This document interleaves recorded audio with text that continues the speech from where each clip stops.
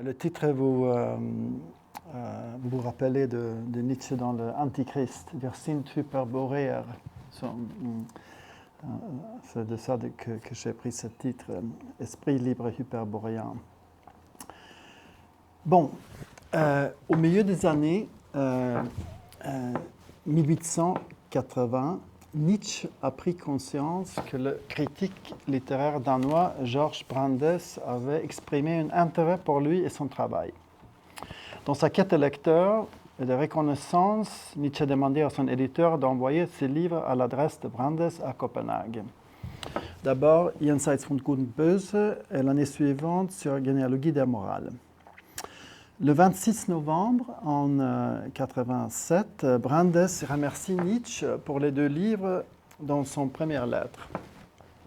Les critiques et historiens littéraires juifs danois, dont le nom de famille à l'origine était Cohen, était devenu un des intellectuels les plus influents d'Europe au cours des années 80, avec des relations étendues non seulement en Scandinavie, mais aussi en Allemagne, en France, en Pologne, en Russie.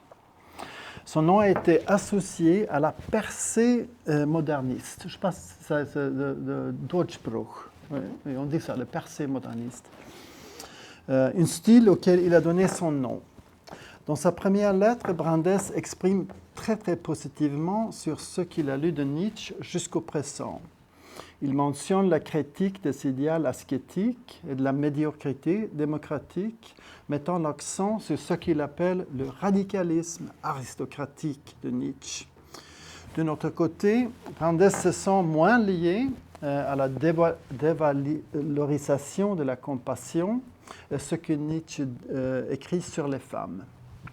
La réponse de Nietzsche est enthousiaste. Il fait des plaisanteries. Surtout, il reprend le terme proposé de radicalisme aristocratique. Je vais vous montrer Brandes.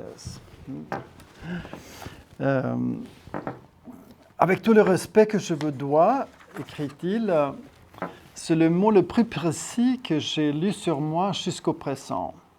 Jusqu'où cette façon de penser m'a déjà mené, jusqu'où cela me mènera. J'ai presque peur de l'imaginer.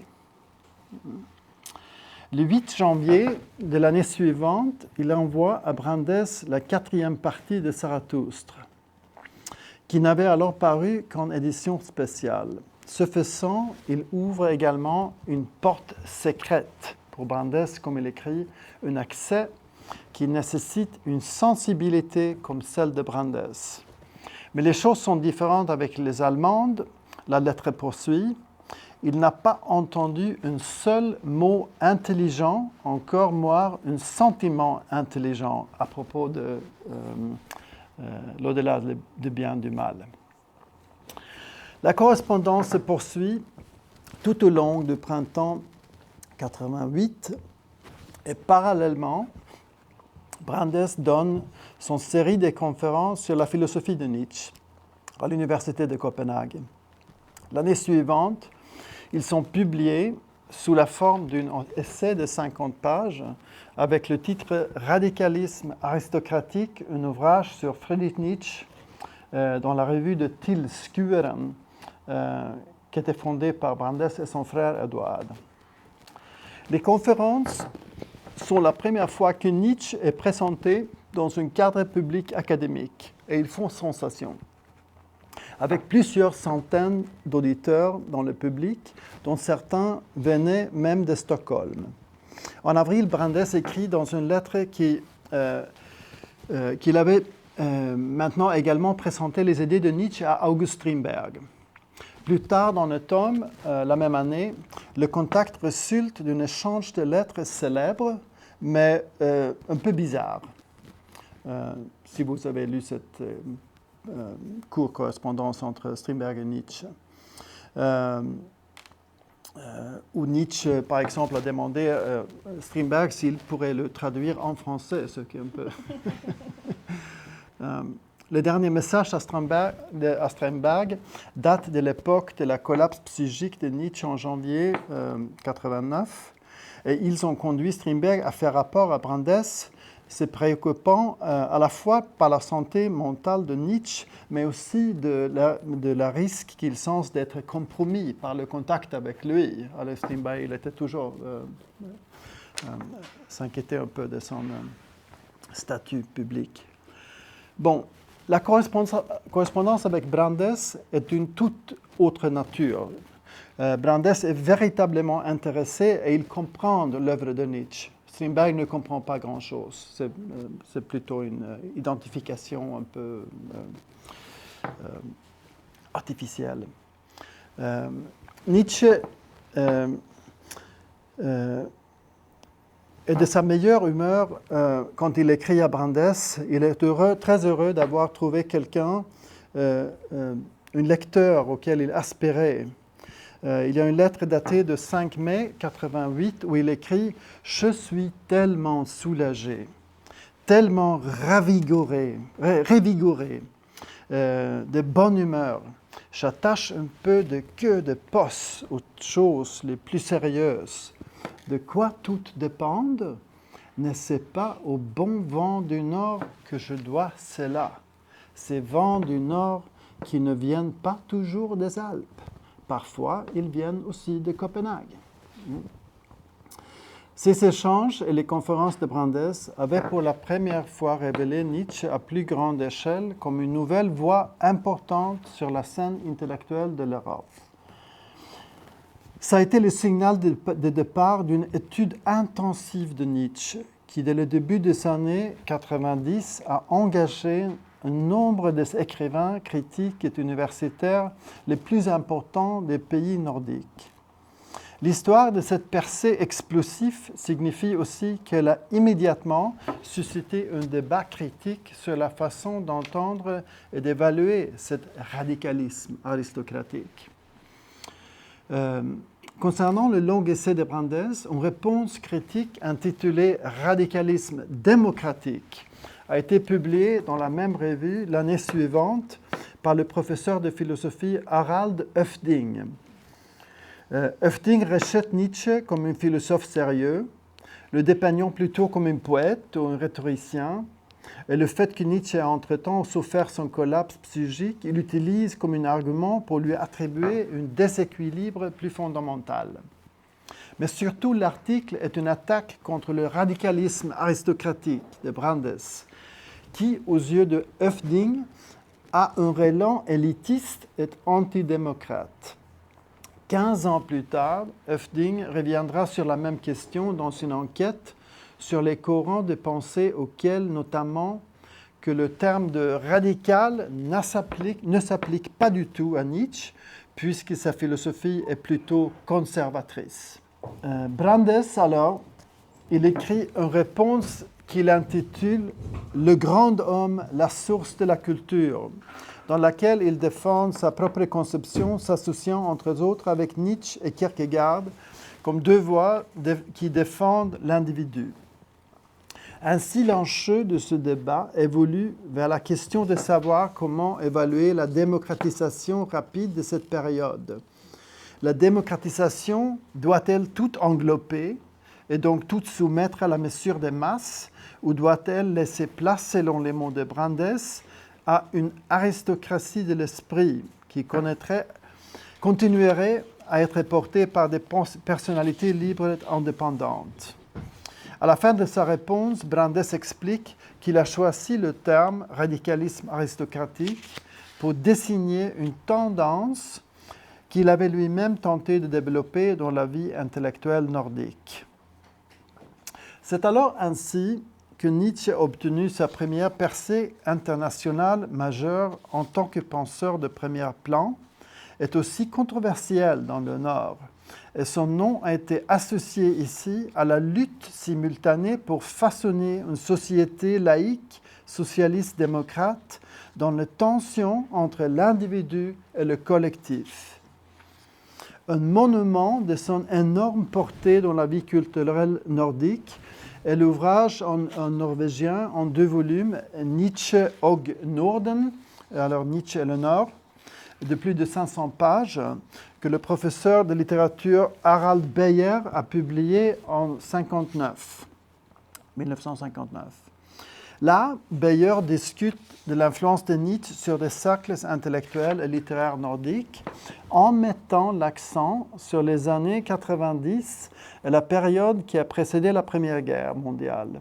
Il détaille les contributions et les débats de Brandes avec Høffding, ainsi que les discussions qui ont ensuite eu lieu en Norvège et en Suède, impliquant des écrivains, des personnalités culturelles telles que Bjørnstjerne Bjørnson, Strindberg, Ulla Hansson, Oscar Levertin, Vitalis Nordström et Ellen Key, desquels je vais parler tout de suite. Dans le résumé de ce livre en norvégien, ça c'était la citation que j'avais lue auparavant, oui, où ils disent qu'ils aiment ce mot de Brandes. Das ist das gescheuteste Wort. Also aristokratischer Radikalismus. Und das ist das Brief. Ja, die Nordenwinde, die nicht immer aus dem Alpen kommen, sie kommen mitunter auch aus Kopenhagen. Genau. Ok. Voilà le livre de Beyer.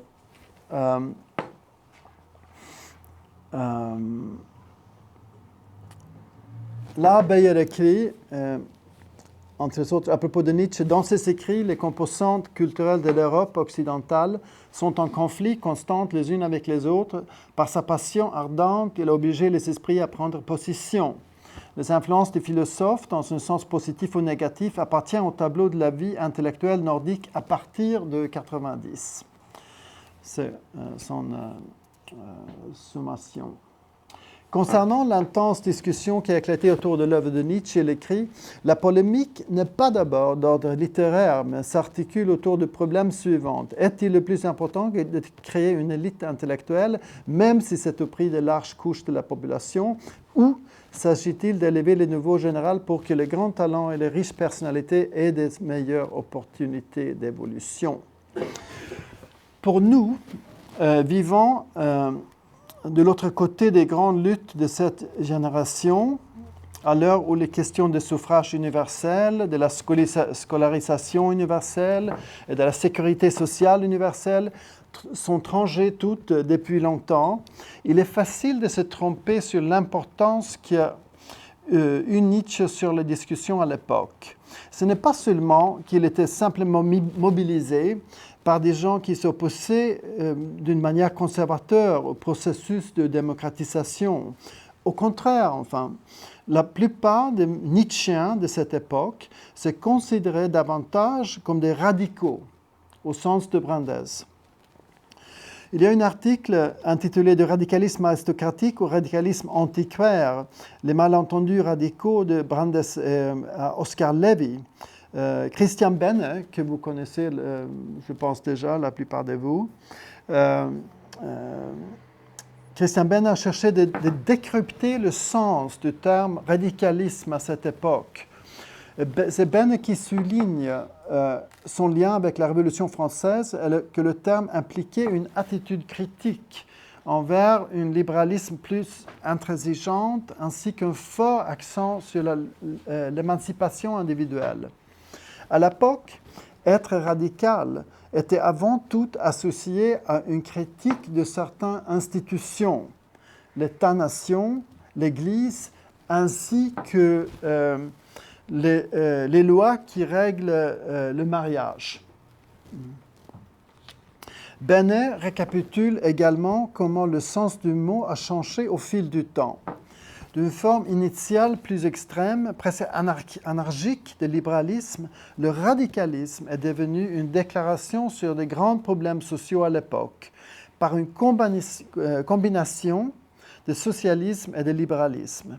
Benne mentionne également qu'en Danemark, qu'enfin le seul pays où le terme a également joué un rôle dans une fondation d'un parti politique, celui de Radikale Venstre, c'est-à-dire le gauche radicale, fondée en 1905 par, entre autres, Edvard Brandes, le frère de Georges, un parti qui existe toujours, un parti de taille médium qui joue un rôle important toujours dans la politique danoise. Benne met également en lumière la façon dont Georg Brandes fait remonter non seulement son concept de radicalisme à Nietzsche, mais aussi à Heinrich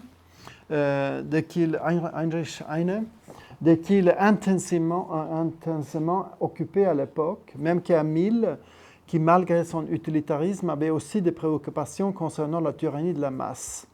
Et c'est Benne qui écrit finalement « Le génie et la beauté doivent inciter l'individu encore et encore à se surpasser ». C'est l'idée centrale de Brandes. Et il note également que ce type de radicalisme aristocratique a trouvé de nombreuses adhérentes, en particulier parmi les juifs laïcs libéraux.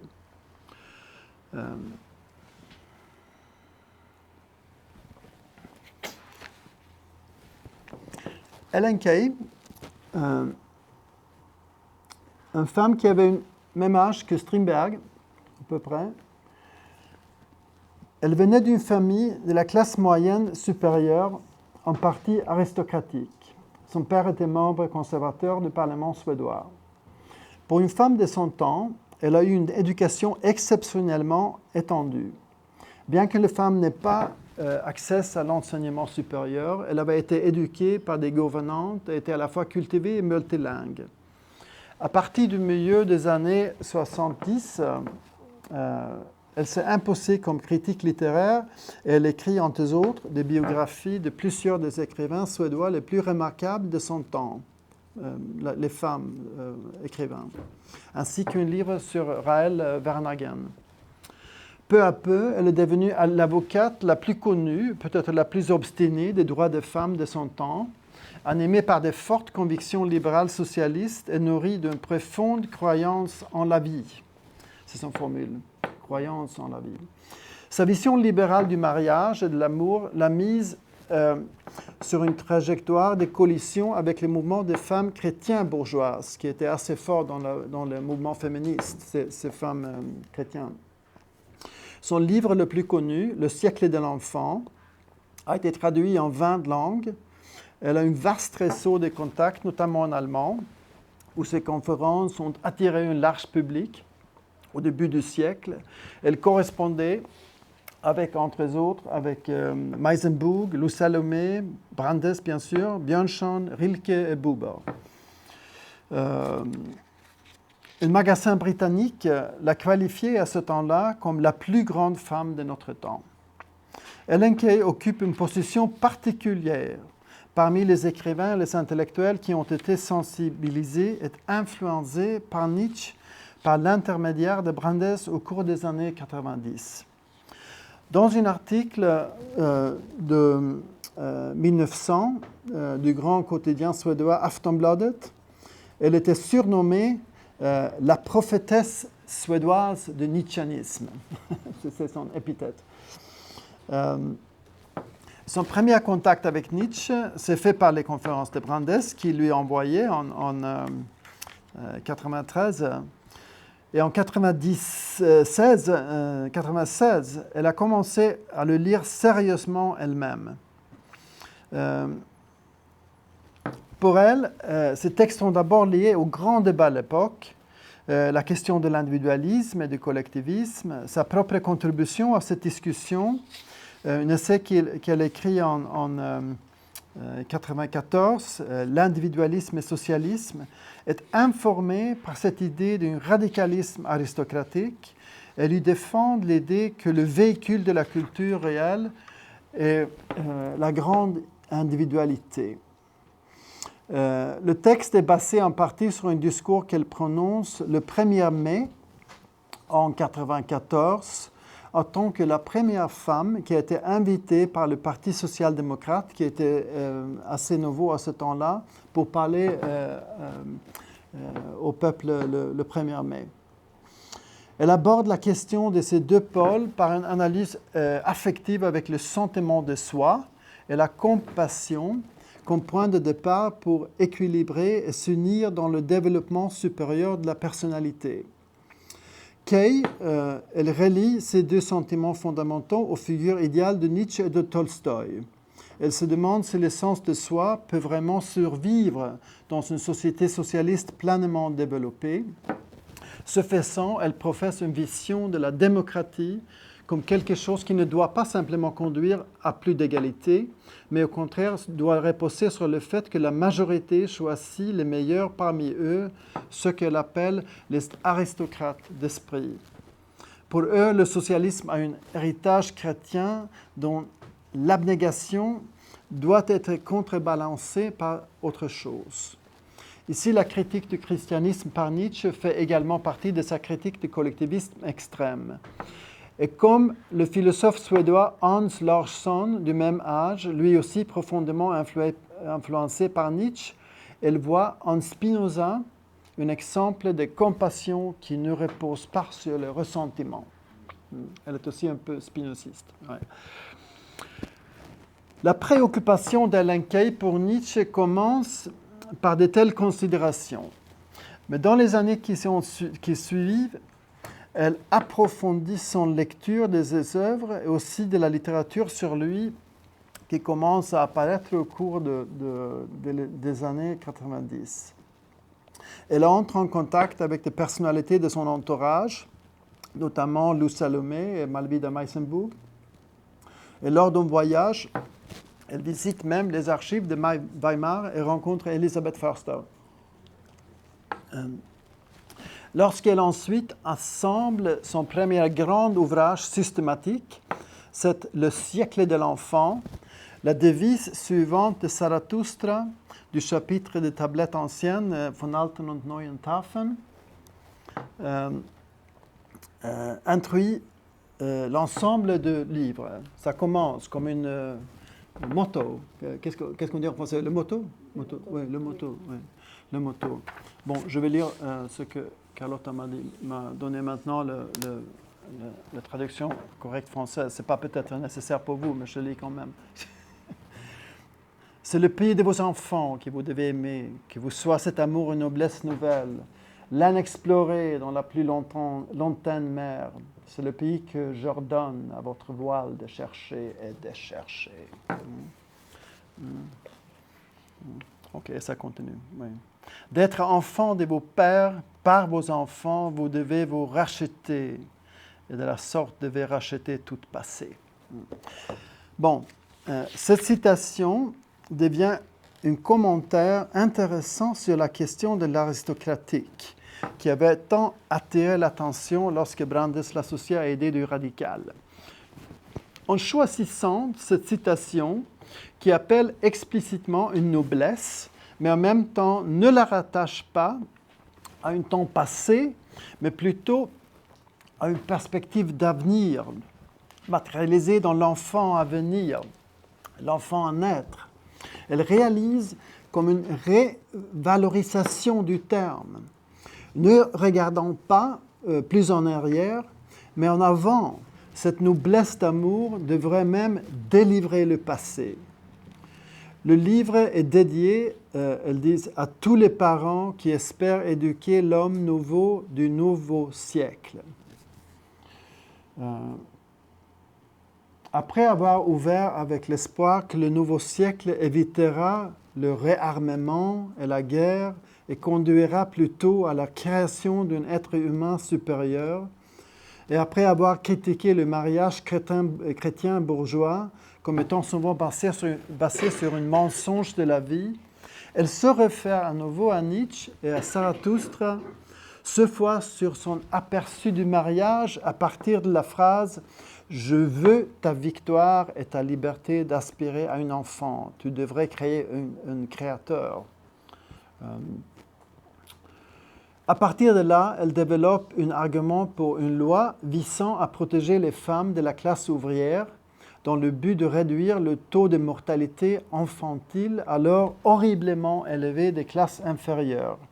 Ceci est à son tour suivi d'un argument féroce contre le travail des enfants et les châtiments corporels. Ainsi, ce livre idiosyncratique combine ces diverses contributions détaillées, vraiment détaillées sur le plan de réforme sociale, et les entremêle avec des citations de Zarathustra de Nietzsche. Le livre est devenu l'un des plus lus de la littérature progressiste et utopique à l'époque, et elle a rendu célèbre, vraiment Kay célèbre dans tout le monde. Elle a tourné l'Europe, elle a donné des conférences, elle était traduite partout. Et tout au long de la première décennie de nouveau siècle, elle a continué à mettre l'accent sur Nietzsche dans ses textes, en particulier dans le livre Lignes de la vie, Livslinjer, un ouvrage de grande portée aussi, publié en 3 volumes en 1903-6. Elle continue de se battre pour un socialisme qui peut inclure l'individualité forte et créative. J'arrive tout de suite à cette citation. Dans la première partie de Lignes de la vie, sur l'amour et le mariage, elle tisse explicitement son implication dans des questions féminines et des questions de moralité sexuelle avec les motifs de surhomme.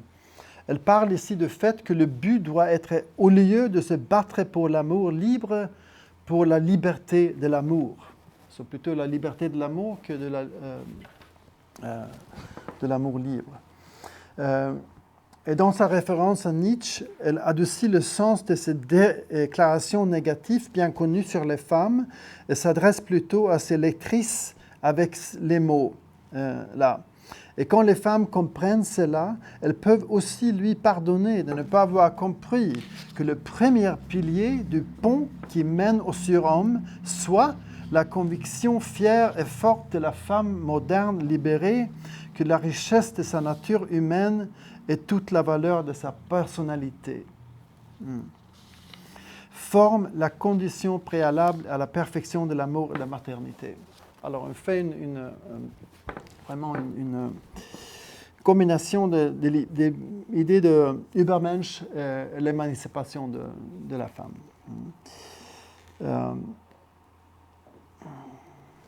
En fin de compte, le nietzschéanisme de Kay émerge comme ce qu'elle appelle sa croyance à la vie, une attitude envers le tout dans laquelle l'individualisme, la solidarité et l'évolutionnisme fusionnent dans une religion laïque et non institutionnelle. Cette croyance comprend également de nouveaux concepts de beauté et de moralité et une rupture avec le réalisme pur par l'intuition. Ici, les lectures de Spinoza, Goethe et Nietzsche par Kay se rejoignent dans une vision de l'humanité en train de se réaliser. Le rôle important de Kay inclut son combat contre ceux qui en Suède voulaient entrer en guerre en 1905 pour sauver l'unité avec la Norvège. Aujourd'hui, ce conflit est largement méconnu en Europe car il semble tellement absurde que ces deux peuples et deux pays aient jamais été au bord d'une guerre fratricide. Mais c'était enfin le cas. Mais heureusement, ceux qui voulaient voir une séparation pacifique comme Kay ont l'emporté la victoire. Mais c'était très proche. Pape Leroy et la grande partie de la militaire, ils voulaient vraiment lutter avec force pour maintenir Norvège dans cette union. Dans l'un de ses écrits sur ce sujet, Kay désigne le nationalisme norvégien comme un nationalisme à l'esprit cosmopolite et non chauviniste. Enfin, elle crée également sa propre devise, la notion de mère de la société, Samhällsmoder, Gesellschaftsmotto, dans laquelle elle transforme l'idée de la maternité d'une catégorie plutôt biologique et éthique à une catégorie politique. Il s'agit d'une part de contribuer au argument du mouvement pour le suffrage féminin et la place des femmes en politique, mais aussi de définir la maternité comme une vertu, vraiment une vertu politique. À son époque, Kay était un des intellectuels les plus connus en Europe, mais aujourd'hui, peu de gens savent qui elle était. Normalement, quand je demande à des gens hors de Suède, on n'a jamais entendu d'elle. Non. C'est une de ces grandes femmes qui, pouf, ont disparu. En même temps que Strindberg a ressuscité. Parmi les féministes, c'est un exemple typique de canonisation. comme une négative canonisation. Bon. En Suède, elle avait aussi ces polémiques avec la féminisme bourgeoise qu'elle a trouvé son critique contre le christianisme un peu plus dur. Il y avait aussi des choses comme ça. Bon. À l'occasion du 70e anniversaire de Key en 1918, Brandes il écrit, c'est comme une salutation du Nietzschean à une autre, plus tard. Il écrit que ça... Non, pas encore. Bon, il écrit comme ça. Alors ça, c'est voilà Brandes qui écrit sur le Key. Il est peu probable que la génération vivante apprécie maintenant le travail de délivrance qu'elle a accompli. Elle ne connaît pas la pression des liens qu'elle a rompus. Les très jeunes peuvent difficilement mesurer ou comprendre la générosité de la civilisation qui les a rendus possibles. C'est une belle salutation. Bon, mon troisième Nietzschean nordique, c'est Thiel. Ah oui, j'avais la citation, voilà.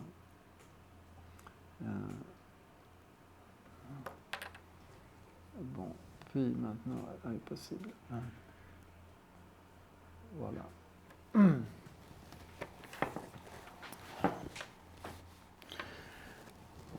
En même temps que Ellen Key découvre Nietzsche, Ernest Thiel, de 10 ans plus jeune, le rencontre également.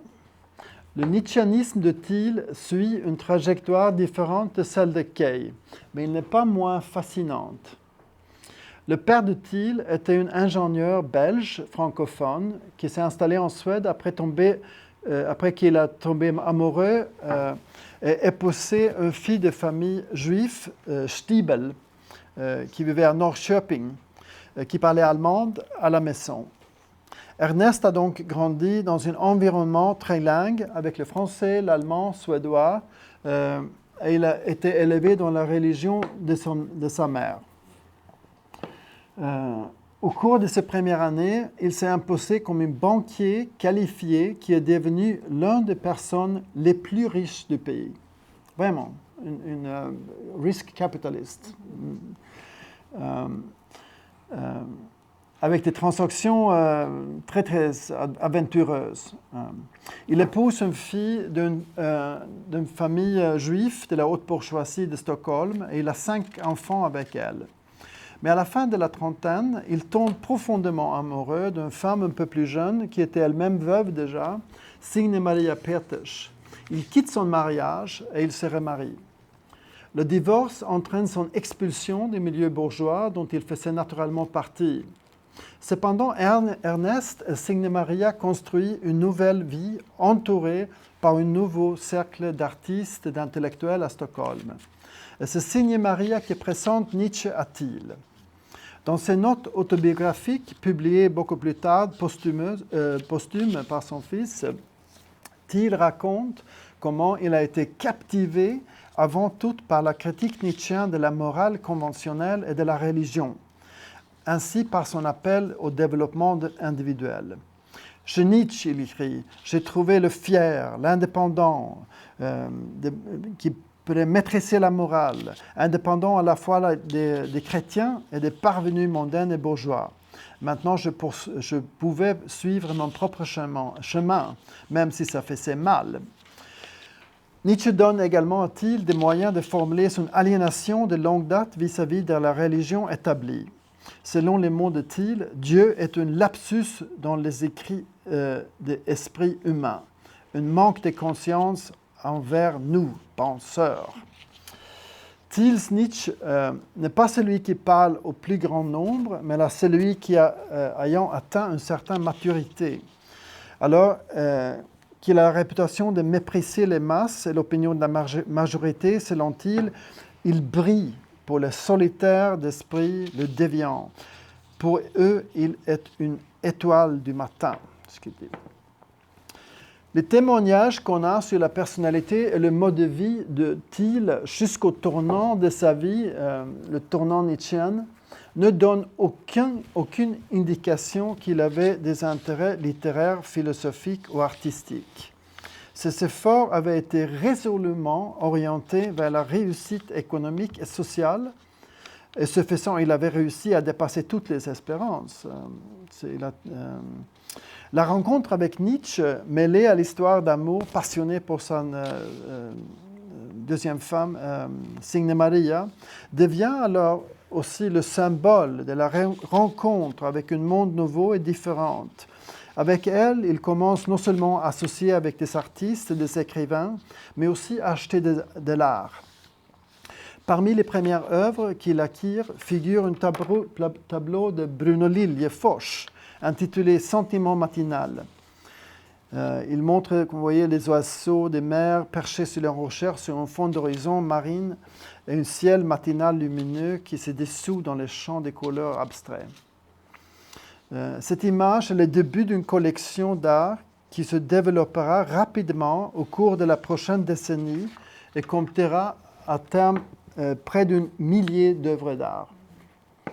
Thiel a principalement acheté des œuvres de jeunes artistes contemporaines qui s'étaient détournés des règlements de l'Académie et cherchaient de nouveaux motifs dans la nature et la peinture d'ambiance.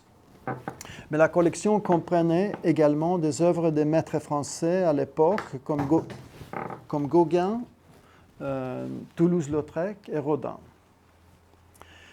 L'intérêt renouvelé de Thiel pour l'art et la collection en croissance rapide l'ont incité à faire construire une villa à Djurgården, une grande île juste à côté du centre de Stockholm. Sur un terrain situé à l'extrémité de l'île, sur la voie navigable de Stockholm, il construit au début du IXe siècle, avec l'aide de l'architecte Ferdinand Boberg, une villa aux allures de palais avec un parc de sculptures au terrain et d'espace pour sa collection. Bientôt, lui et sa femme, ils donnent des grandes fêtes pour le cercle culturel de Stockholm. Thiel s'est certainement senti attiré par le sentiment de Zarathustra, le rejet critique de toute morale et religion antérieure, combiné à un espoir prophétique et enthousiaste au nouveau type de dévotion, est une humanité renaissante. Certes, comme Ellen Key, il a aussi été saisi par ce que le livre dit du mariage bourgeois traditionnel, comme vous connaissez cette citation, une pauvreté d'âme à deux. Est en quoi la volonté à deux de créer celui qui est plus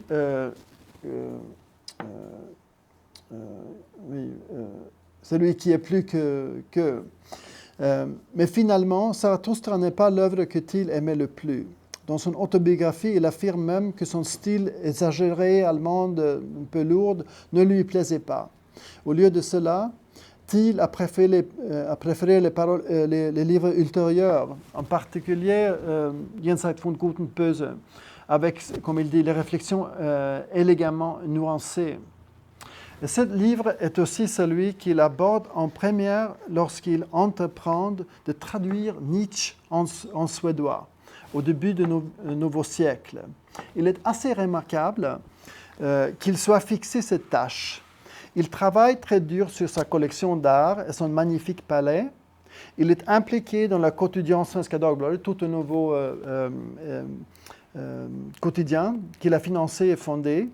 Il est aussi impliqué dans des affaires très très compliquées avec des sommes énormes en jeu et une vie personnelle un peu chaotique avec cette vieille famille. Et dans cette situation, le financier Ernest Thiel décide de devenir traducteur philosophe. Et comme j'ai dit, Thiel a grandi en parlant 3 langues, avec l'allemande de la part de sa mère, le français de la part de son père, et un suédois qu'il avait appris et dont on a dit qu'il avait un son légèrement étrange. Son suédois n'est pas un peu comme une étrangère. Nietzsche est connu, comme on sait bien, comme un des plus grands stylistes de la langue allemande. Et pourtant, Thiel entreprend de traduire ces textes exigeants dans une langue qui n'est même pas sa langue maternelle. C'est assez extraordinaire. C'est pour ça qu'il est aussi remarquable de constater à quel point ces traductions sont stylistiquement sûres. C'est vraiment de qualité supérieure. La rencontre avec Nietzsche n'a pas seulement produit le collectionneur d'art et le mécène, mais aussi l'écrivain Thiel. D'une manière ou d'une autre, il parvient à se faire un instrument docile pour une voix idiosyncratique et soigneusement travaillée dans laquelle Nietzsche écrit. Un critique à ce temps-là bien connu qui s'appelle Tor Hedberg, il écrit sur la traduction de Nietzsche, par Thiel de Jenseits von Gut und Böse, dans un des journaux à ce temps-là. Ils disent « La traduction est aussi proche que possible que l'original. Elle est exécutée avec beaucoup d'affection et de respect, inventive, cohérente et confiante sur le plan stylistique. C'est sans aucun doute l'une des meilleures traductions existantes de Nietzsche dans d'autres langues. » Alors, ce n'était pas un amateur, il permet à ceux qui ne savent pas lire l'original d'avoir une image suivante de l'auteur. Et ça, c'est un constat durable, je disais. Quand on a organisé cette nouvelle édition de Nietzsche, j'ai bien sûr lu les vieux traductions de Thiel. On pourrait les utiliser au niveau de compréhension, mais comme le suédois s'est développé si rapidement, sans un ton un peu antiquaire. Mais ce n'est pas la faute de Thiel, c'est la faute de la suédois. Alors il fallait le refaire. Mais c'est exceptionnel. Cet homme n'avait rien écrit dans sa vie, il avait seulement gagné de l'argent. Et soudain, il devient cet traducteur. Bon. Après Jenseits von Gut und Böse, Thiel commence à traduire sur la généalogie de la morale, qui est aussi paru en 1905, et puis les crépuscules des idoles aussi. Bon, alors, il traduit les 3 œuvres centrales des dernières années de Nietzsche en 3 ans, en même temps qu'il fait toutes les autres choses. Plus tard, il va aussi traduire Ecce Homo, qui n'avait pas à ce temps-là été publié. Il le fait dans le début des années 20. Et ça le fait le plus important traducteur de Nietzsche en langue suédoise, à côté d'un des traducteurs qu'on a utilisé pour le projet nouveau. Bon, grâce aux traductions, Thiel est également entré en contact avec Elisabeth Förster-Nietzsche et les archives. Lors d'un voyage en Europe en printemps 1904, Ernest Signe-Maria la sollicite pour prétexte d'obtenir son autorisation de publier son traduction de Jenseits von Gut und Böse. Lors de cette première rencontre, Elisabeth, au début, elle ne comprend pas avec qui elle a l'affaire. Elle pense que Thiel est un écrivain suédois peu exigeant qui ne s'attend même pas à être payé pour son travail. Comme un pauvre homme dans le chapeau dans la main qui bon. Mais elle comprend vite ce qu'il est et ce qu'il pourrait faire pour son projet. Et c'est ainsi que cette amitié qui durait pendant tout le reste de leur vie s'est développée. Comme en témoigne une centaine de lettres entre Ernest et Elisabeth qui se trouvent dans l'archive de la Thiel Gallery à Stockholm. Pour Thiel, les archives Nietzsche devient alors son deuxième grand projet en tant que mécène culturel. Il trouve là un moyen d'utiliser une partie de sa grande fortune pour favoriser la diffusion de philosophes qui a proprement marqué son vie.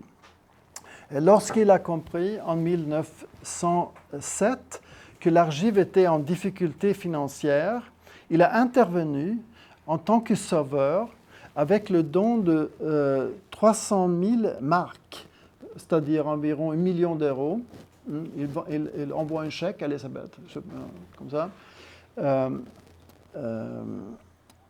Cela achète la base de la fondation qui alors peut exister. Sinon, ça c'est terminé à l'époque. Ainsi, Thiel est devenu le plus grand mécène des archives Nietzsche à Weimar. C'est probablement en réponse à ce soutien qu'il a reçu plus tard un des 3 masques mortuaires originaux de Nietzsche. L'un qui est toujours à Weimar, un à Sils et l'autre à Stockholm. Parce que c'est... Voilà.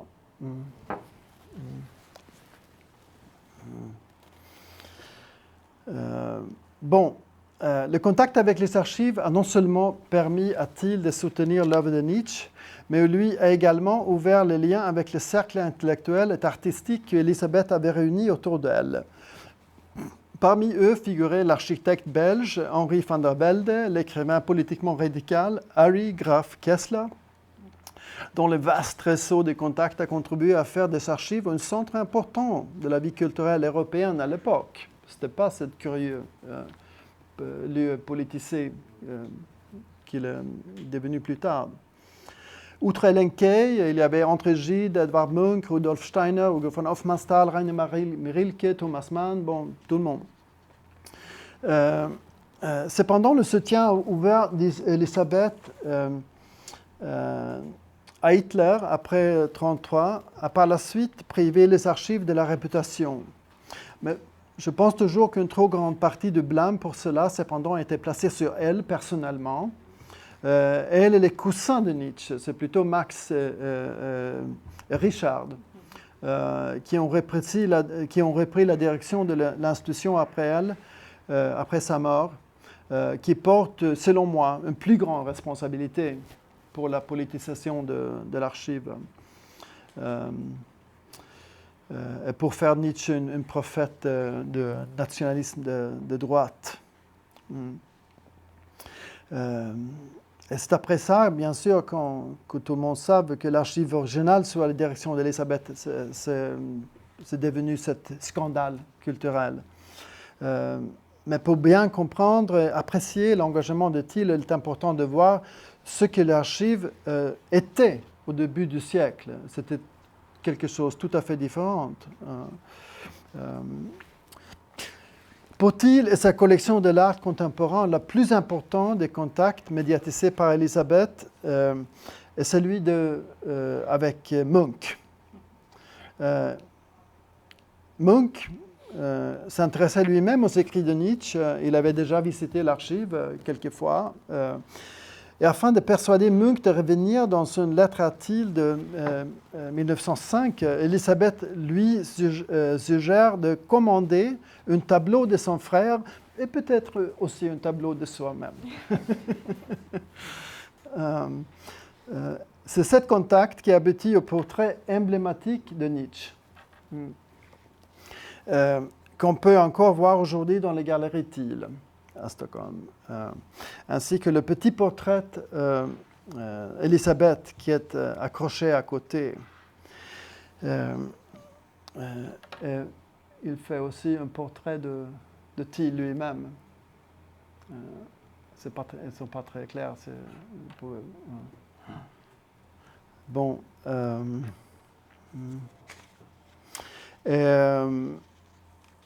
Et Thiel, il n'achète pas seulement ces 2 portraits qu'il commande, mais il achète aussi beaucoup de tableaux de Munch, ce qui fait maintenant le Thiel Gallery à Stockholm, la plus grande collection de Munch, sauf qu'en Oslo.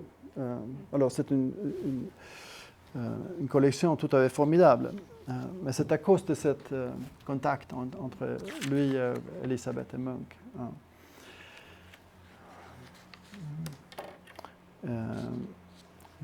Je vais vous montrer 2 autres figures.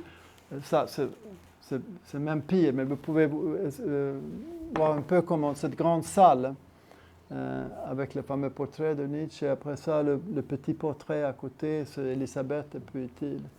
Et là, j'ai un autre portrait. Ah, c'est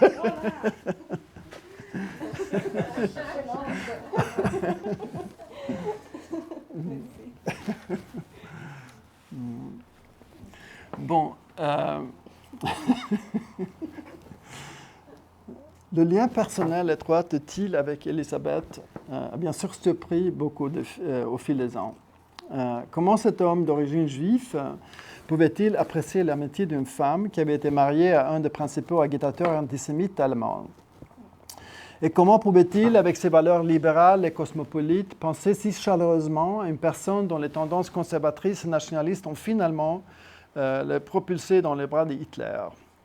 À bien des égards, les deux partis étaient concernés par une communauté, on peut dire une communauté d'usage commun, avec Nietzsche absente au centre. Pour Élisabeth, Thiel était un soutien extrêmement généreux du monument qu'elle voulait ériger en horreur de son frère et bien sûr d'elle-même. Pour lui, c'était la possibilité d'une approche humaine et personnelle de la personne qui, comme il écrit dans une lettre, est le plus proche de mon cœur qu'aucune autre personne vivante de l'a jamais été. C'est comme ça qu'il écrit sur Nietzsche. Il y a un triangle de désir entre ces trois personnes autour de Nietzsche absente. Mais ce triangle asymétrique de désir de là est aussi sorti quelque chose qui ressemblait parfois à une véritable amitié, à laquelle Signe Maria, sa femme, faisait également partie. Et lorsque les deux ont eu leur fils Tage, à la fin de leur mariage, en 1909, ils ont choisi Élisabeth, qui, comme vous savez, n'avait pas d'enfant, comme le marraine. Elle accepta cette tâche avec un engagement ardent. Alors, Elisabeth Förster-Nietzsche était le marraine du jeune fils de Thiel. C'est ainsi que les familles Thiel, Nietzsche et Euler sont liées. Même après la dissolution du capital et les fonds d'archives de Thiel au lendemain de la Première Guerre mondiale, ce qui pour lui a été une catastrophe financièrement. Lui et Élisabeth ont continué à échanger des messages amicaux. À l'occasion de son 80e anniversaire, il a écrit à elle « C'est la tragédie de ma vie que je n'ai jamais connu votre frère. » Et il se décrit comme un vrai apprenti de Zarathustra qui suit son propre chemin, mais toi et lui êtes toujours près de moi jusqu'à mon dernier souffle, écrit Élisabeth. Politiquement, la distance entre eux n'était peut-être pas si grande après tout. Thiel est resté proche des Allemands dans l'âme et à longtemps, il a été sceptique quant à l'expansion de la démocratie. Quant à l'antisémitisme d'Élisabeth, il ne semble pas avoir été si répandu qu'il ait fait obstacle à l'affection sincère qu'elle aurait pu avoir pour Thiel et sa famille, même le fils de Thiel. Il ne semble pas non plus l'avoir considéré comme si grave que cela l'aurait empêché d'être un ami personnel. Bon. Ce n'est que les dernières années que Thiel s'est retiré en raison de son soutien ouvert à Hitler. Après avoir reçu Hitler dans les archives en 1934 et lui avoir remis sa canne de son frère, Élisabeth invite Thiel à nouveau à fêter les 90e ans de son frère dans le contexte, à ce temps-là, le plus sinistre, quand l'archive est vraiment devenue un centre de politique de droite. Et c'est une invitation à laquelle il ne répond même pas. Bon, il laisse... Cela a dû être un spectacle douloureux, bien sûr, pour lui, de voir la place en laquelle il avait tant d'espoir, à laquelle il avait contribué de si grosses sommes d'argent qu'il est devenu idéologiquement son antipode. Dans ses notes à la fin de la guerre, il déplore la façon dont Hitler a réussi à, comme il dit, rendre suspect l'esprit libre dans sa forme la plus noble. Et il déplore le sort de Zarathustra d'être appelé le père spirituel de la psychose de masse nazie. Cependant, il n'entre pas dans la mesure dans laquelle Elisabeth et les frères Euler étaient en partie responsables précisément de cet événement. Au lieu de cela, il écrit seulement sur son amitié chaleureuse et intime avec le sœur de Nietzsche. Alors c'est un peu paradoxal. Ouais. Parallèlement, il donne une interview dans le magazine suédois Paletten, alors nouvellement lancé, dans laquelle il parle principalement de ses contacts avec Munch. Et il termine en mentionnant un essai de Stefan Zweig qu'il vient de lire, qui, selon lui, a compris le tempérament dynamique de Nietzsche plus profondément que quiconque. Zweig a d'abord publié son essai sur Nietzsche dans son livre de 25, puis il a publié à nouveau en 1936 dans la collection Baumeister der Welt. Et à cette époque, à la suite de la prise de pouvoir nazi, il avait déjà quitté l'Autriche, s'était rendu en Angleterre pour aller plus tard dans le Brésil. L'essai plonge dans la solitude et l'intellect autodestructeur de Nietzsche et le décrit comme quelqu'un qui a très tôt compris les conséquences désastreuses du nationalisme. Zweig voit en Nietzsche un représentant de l'honnêteté, de la clarté, de la liberté intellectuelle, quelqu'un qui avait senti plus fortement que quiconque qu'un temps s'était écoulé et s'était éteint et que quelque chose de nouveau et de violent commençait dans une crise mortelle. Il termine « n'est que maintenant que nous le sait aussi que lui », ce que Zweig écrit sur Nietzsche dans cet essai qu'il a vraiment identifié comme son propre position.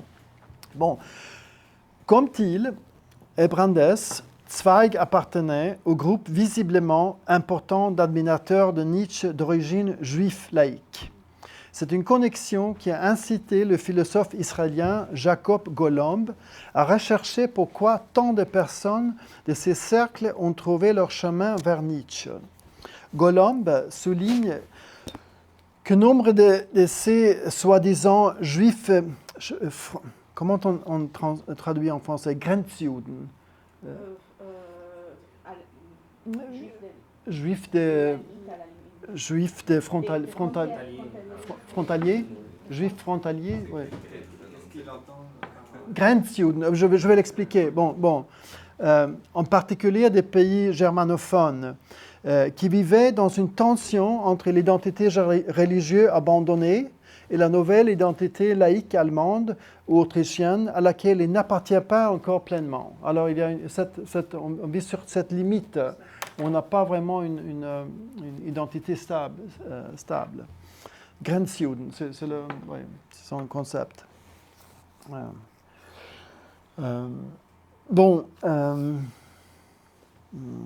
Ce cercle comprend des gens comme Freud ainsi que Kafka et Zweig, pour en citer quelques représentants de ces groupes, duquel sont issues de nombreuses personnalités culturelles remarquables, vraiment remarquables.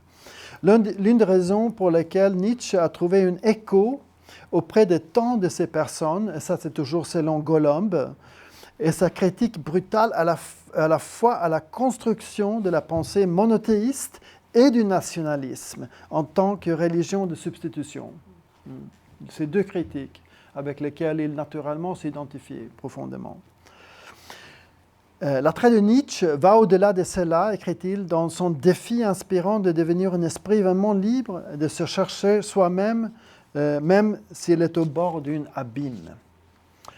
Golomb ne connaît pas Thiel, mais sa description suggère que ce disciple de Nietzsche suédois devrait également être considéré comme faisant partie de ce phénomène européen plus large, de cette Grenzjuden. Thiel était dédaigneux de toute forme de religion organisée. Il semble avoir été relativement indifférent à sa propre origine juive, même qu'il a obtenu une éducation traditionnelle juive. Ce qui l'a donné en lui un sentiment d'être à la fois choisi et vulnérable. Son appartenance à la congrégation mosaïque l'a empêché, par exemple, d'être inclus dans un ministère suédois, ce qui pourrait être possible à l'époque, mais qui n'a pas aurait été le cas. On dit qu'il y a des gens qui voulaient qu'il devienne ministre pour les financiers. Mais ce n'était pas permis à ce temps-là en Suède. Si on n'est pas chrétien lutheran, on ne pourrait pas avoir une position dans le gouvernement suédois. Alors, pour ça, ce n'était pas qu'il n'avait pas un sentiment dans son identité. Bon. Lorsqu'il, à l'âge de 60 ans, s'est assis au début des années 20 pour traduire l'autobiographie de Nietzsche Ecce Homo, il avait déjà perdu sa propre fortune. Le mariage avec Signe Maria s'est terminé malheureusement, d'abord par le divorce, puis par sa mort d'opium. C'était vraiment une tragédie familiale. Les archives Nietzsche ont perdu leur argent aussi dans la faillite de l'État allemand après la guerre mondiale et ont commencé leur chemin vers l'abîme politique. Thiel est obligé de vendre l'œuvre de sa vie, la Villa Galerie avec sa collection d'art. Il entre alors, à ce temps-là, en possession de l'État suédois sous le gouvernement social-démocrate et il est transformé en musée public, attirant une grande attention médiatique à l'époque. On pourrait imaginer que dans cette situation, Thiel pourrait reconsidérer son propre enthousiasme juvénile pour des textes de Nietzsche, mais au lieu de cela, c'est maintenant un côté différent et plus contemplatif du philosophe qui l'attire. Et dans sa brève préface à la traduction d'Ecce Homo, le seul texte publié par Thiel lui-même sur Nietzsche, il met l'accent sur la solitude dont parle le texte. Il décrit son auteur comme le héros né et l'éducateur pour les générations à venir est un premier avertissement retentissant à autoréflexion des individus au siècle des masses. Et bien que les écrits de Nietzsche soient à cette époque vendus en grand nombre et traduits dans de nombreux langages, il n'est pas du genre de devenir simplement un bien commun. Au contraire, écrit-il, il est un écrivain pour ceux qui sont seuls dans l'esprit, une étoile directrice sans obscurité de temps, en dehors de l'obscurité de temps, et en particulier pour ceux qui ont détourné leur esprit de l'agitation superficielle de la vie quotidienne. Peu d'autres personnes avaient pris part à cette activité avec autant d'ardeur et de succès que Thiel lui-même. Parfois, il avait tout possédé, et maintenant, il avait perdu la plus grande partie, sa famille, sa fortune, sa galerie. Mais même dans cette phase de la vie où il doit s'accommoder à une existence réduite, il continue d'emporter Nietzsche avec lui et de la garder dans son cœur jusqu'au bout. Et dans ses notes autobiographiques des dernières années, en les années 50, il résume ce qu'il considère comme le message et la préoccupation de Nietzsche. Ne pas seulement endurer ce qui est nécessaire, mais jouer avec la vie. Encore moins mentir à la vie. Tout idéalisme est faux face à l'inévitable. Ne pas mentir à la vie, mais au contraire l'aimer. Bon. Excusez-moi. Le monument que Thiel a créé à partir de son nietzscheanisme est aujourd'hui un des espaces publics les plus populaires de Stockholm, un musée d'État qui, surtout pendant les mois d'été, attire des foules de visiteurs qui veulent voir la fantastique collection d'art dans son cadre d'origine et siroter un café dans les jardins de la villa. Le moulage en plâtre jauni du visage mort de Nietzsche repose sur un coussin de velours dans une vitrine dans la salle de la tour qu'on a vue. Dans le parc de sculptures, sous la sculpture L'ombre de Rodin, reposent les propres cendres de Thiel, émurées dans une petite tombe rocheuse. Être autorisé à être enterré dans l'œuvre de sa vie était l'une des conditions lorsque l'État a repris la propriété après sa faillite. Les paradoxes de l'évolution de la société suédoise dans le XXe siècle se concentrent dans une manière particulière dans cet étrange lieu. Qui a été racheté par le premier gouvernement social-démocrate il y a maintenant 100 ans. Peut-être pouvons-nous le regarder comme un monument de ce particulier radicalisme aristocratique scandinave. Bon.